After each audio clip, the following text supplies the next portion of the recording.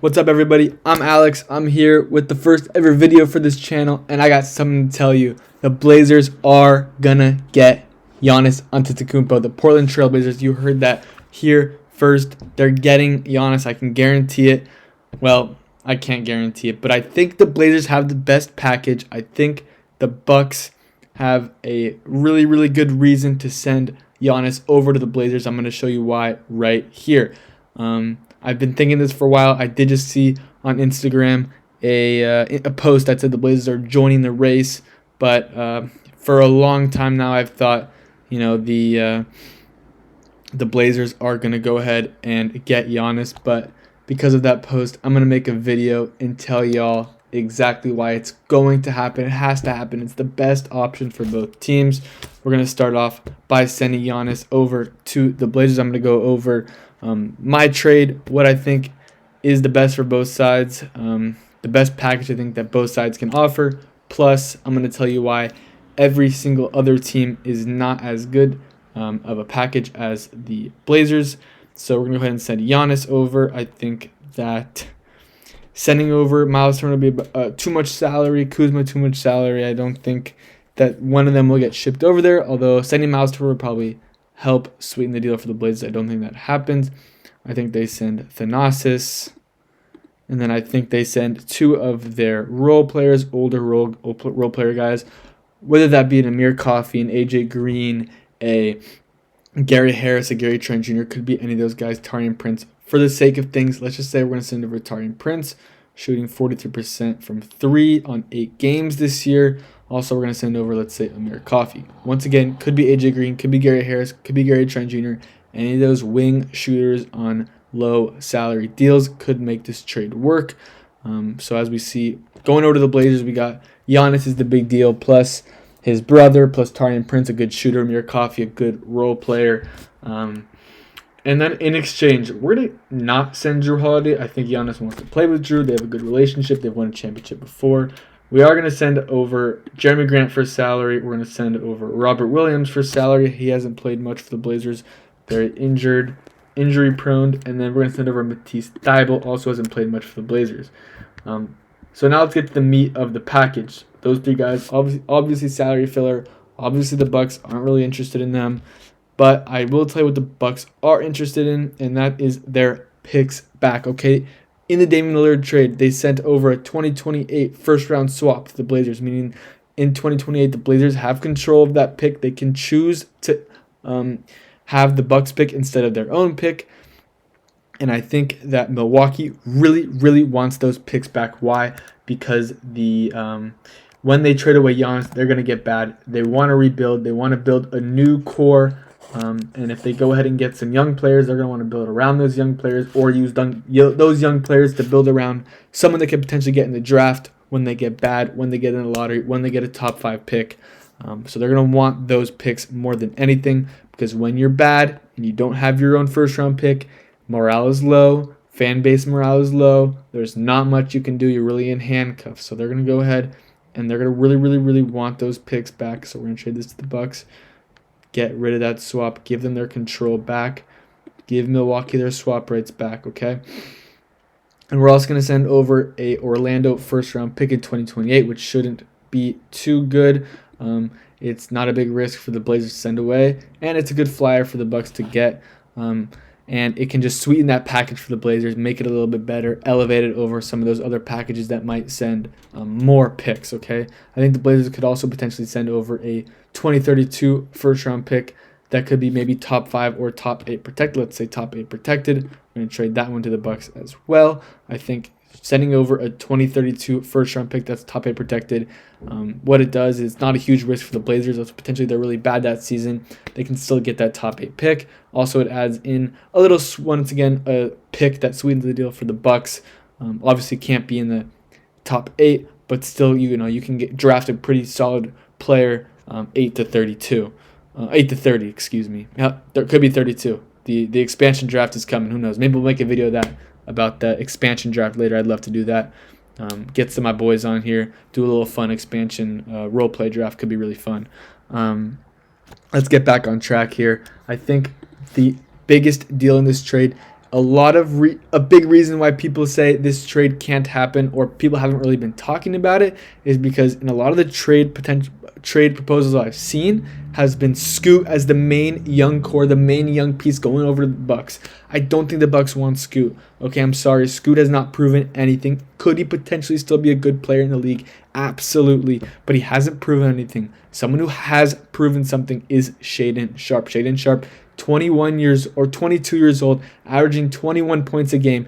This guy is good. He's a potential all-star.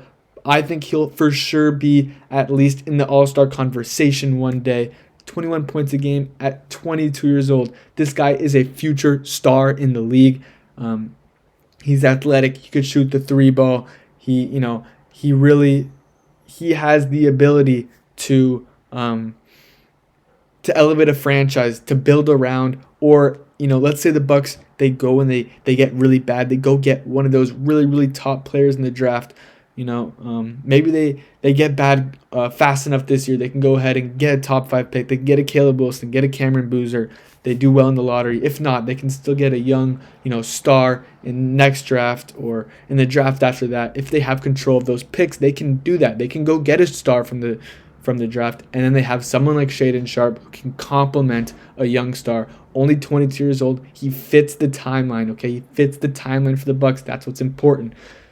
So, will the Blazers want to get rid of him? Let's talk about that later. But in my trade proposal, we send Shaedon Sharpe to the Bucks. You heard that first. You heard that from me. We're sending Sharpe over to the Bucks. Let's see if this trade works.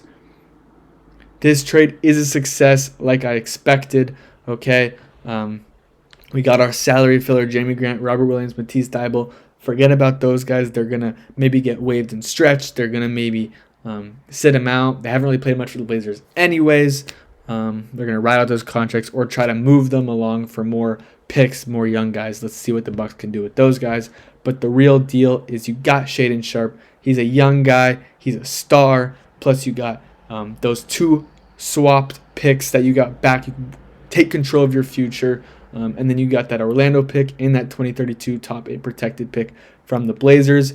Not big risk for the Blazers, but can sweeten the deal, help the Bucks maybe add some young players to their future core. Meanwhile, why should the Blazers do this? That's the question. The Blazers have a young core. They have Denny, Klingon, Scoot, Sharpe, Kamara. Why get rid of Sharpe? Why disrupt that core? They're getting better every single year. I'll tell you why.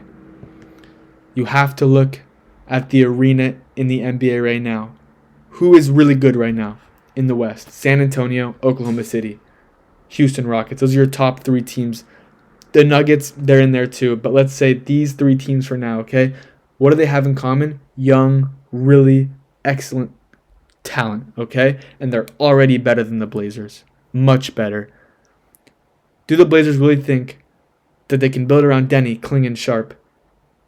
And maybe they can be a top 4 team in the playoffs every year. But can you beat San Antonio with Wemby, Castle, Harper? Can you beat the Thunder with Shea? Has maybe 5-6 more years on his in his prime. Plus your Chet, Jalen Williams. They're only gonna get better. Okay, and you look at the East. You got the Pistons. Cade's still young. He's getting better. Okay, Duran's getting better. Asar is getting better. The Pistons. Can you beat them in the championship? Even if you get past the gauntlet of the West. For the next 5 to 7 years, you see these teams running the league. The Blazers have 1 championship in their history, and they love that championship. I've been to the Blazers arena.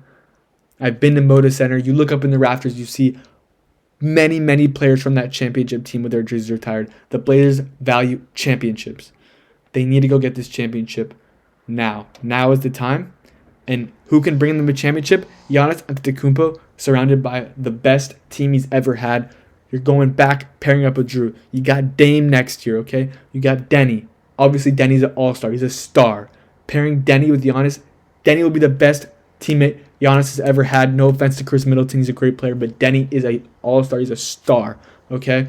Pairing him with a great rim-protecting center in Klingon. That is going to be insane defense at the rim.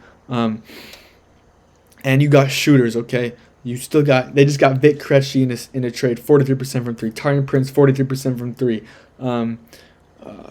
Chris Murray, hopefully he can maybe develop into a shooter again. They can go out and get more shooters to surround Giannis with, potentially in the offseason. Go get another center. And you know what? Let's say it doesn't work out. What happens? They still have this young core of Klingon, Kamara, Denny, Young Hansen, Scoot Henderson. They still have this young core. They still have their picks retained. They're not trading any of their picks away to the Bucks. It's not like we're saying that they're going to trade 6 of their first round picks to the Bucks. No, they still have their picks just in case they don't elevate to the point they want to be. They have young guys, they have picks. The Blazers are not compromising their future for Giannis. Instead, they're sending one guy away. They're reaping the benefits of their past Damian Lillard excellent trades, right? They're reaping the benefits of those, and they're going to get a guy like Giannis, and they're going for it. They have to go for it now. Now is the time for the Blazers to go for it, I promise you. So why is this package better than other packages for the Bucks? That's the next question. And I think when you look at the other main packages, okay, you look at the Knicks package, I don't think that is a package that's necessarily attractive for the Bucks, as attractive as people think, okay? What are they going to do with Towns and Bridges as your best players? That doesn't make sense. They haven't won with an amazing supporting cast in New York. Also, the report came out recently that New York doesn't want to get rid of their stars, okay? They don't want to blow it up for Giannis. Are the Knicks really going to want to give up their entire lineup for Giannis? I don't think so. And even if they do, what does that give to the Bucks? Bad picks. Gives them older guys who haven't proven anything yet that they can win a championship. Let's look at the Warriors, okay? The Bucks are interested in those Warriors picks. They're interested in all the Warriors picks, 2026, 2028, 2030, 2032. There's no guarantee those picks are going to be good. If the Bucks want to be bad, they can be bad. But if they go and get those picks, who knows? Will the Warriors in the potentially in the future pair Giannis with another star once they drop the Curry and the Draymond contracts? They easily could. Who wouldn't want to play in the Bay Area with Giannis Antetokounmpo, okay? They're going to want to pair Giannis with the star. That pick in 2030, that pick in 2032. It looks nice now, but there's no way of knowing those are going to be good picks. Instead, the Bucks can retain their picks. They can get bad those picks. They can make sure those picks are really good, okay? And if you look at Minnesota, I don't even know what Minnesota has to offer. It's ridiculous that they're offering the kitchen sink, but what do they have that's better than Shaedon Sharpe? That's better than those picks that those Bucks can retain? That's better than the Bucks controlling their future? I don't think it's out there. I don't think it exists. Could it exist in the Hawks? Yes. I think the Hawks have the pieces to get that trade done. I don't think the Hawks want to necessarily part with their Pelicans pick this year. It's going to be top 3, top 5 probably. It's a very good draft. If the Hawks choose to part with that pick, I think the Bucks should say yes, but I don't think the Hawks do that. I don't think they do that. So at the end of the day, I think the Blazers have the best reasonable package if you include Shaedon Sharpe. He's the key. If the Blazers include Shaedon Sharpe, if they're willing to get rid of Shaedon Sharpe, which they should, you got a deal here. I think it's the deal that's going to happen. I think that it's the best deal for both sides.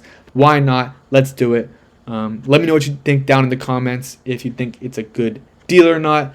And thank you so much for watching. Hope you like, hope you subscribe, and bye-bye.